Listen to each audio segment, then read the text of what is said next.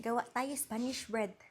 Yung pinakauna natin gagawin is i-activate natin yung yeast ba? Maglagay lang tayo dito ng 1/2 cup water and then i-microwave ko lang to ng mabilisan. So, dapat guys, yung water nyo, hindi siya super init. Kasi kung super init siya, tas nilagay mo yung yeast mo, mamatay yung yeast mo, hindi siya magkaganon ba? Para malaman mo kung hindi na mainit yung tubig talaga, yung perfect temp na siya, ilagay mo lang yung pinky finger mo ng 10 seconds tapos dapat hindi ka mainitan, ganun. Meaning, okay na yan, lagyan mo na siya ng yeast. Maglagay lang tayo dito ng 2 and 1/4 teaspoon ng yeast. Gamit ko is instant dry yeast. And then, mix lang natin siya. Habang hinihintay natin ma-activate yung yeast, mix muna natin yung ating milk. 1/2 cup sugar na may langgam pa.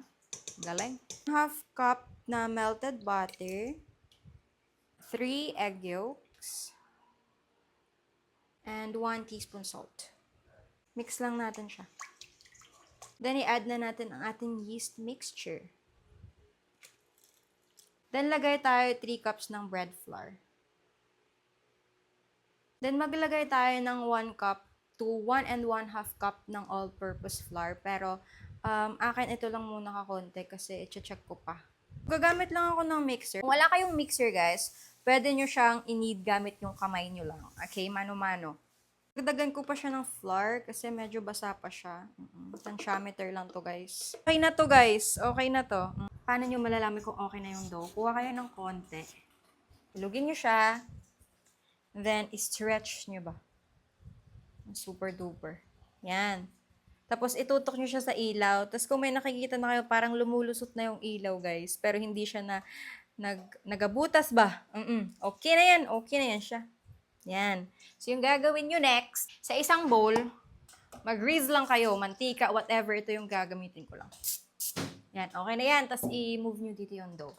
Pwede naman dun sa kung saan yung dough na minix nyo. Pero, akin kasi, i-move ko siya dito. Kasi, huhugasan ko na yun.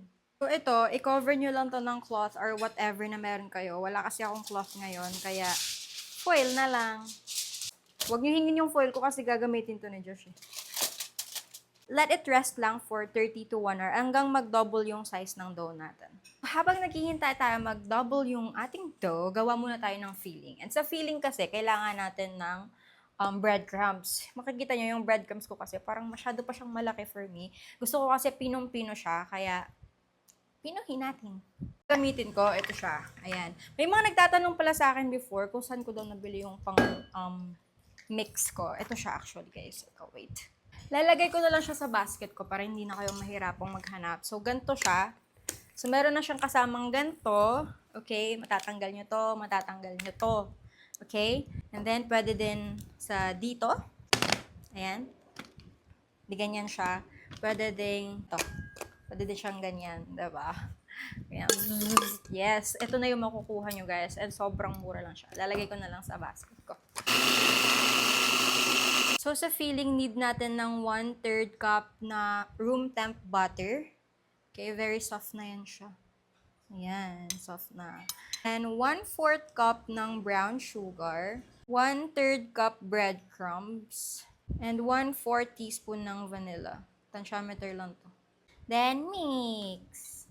Dadagdagan ko to kasi feeling ko kulang siya mamaya. Baka i-times 2 ko yung dami nito kasi madami ako maglagay ng filling. Guys, okay na to. Tignan niya.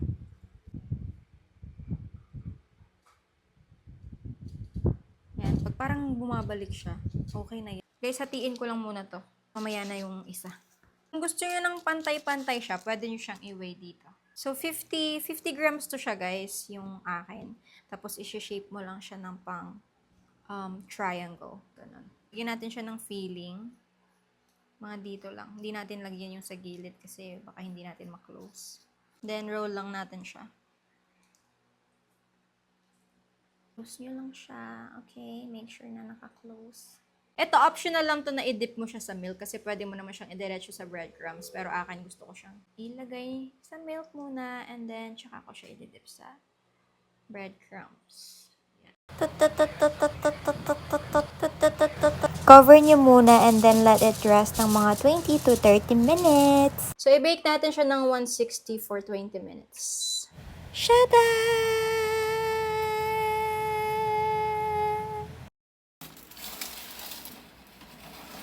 Tada! Okay na siya. So, ito na yung first batch natin. Total of 20 pieces yung nagawa natin at may isa lang maliit. Ah, medyo mainit pa siya.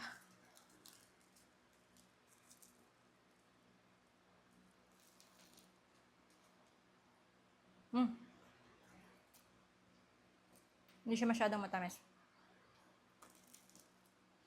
Pwede na. Pwede na mag-asawa. Ano bake natin next?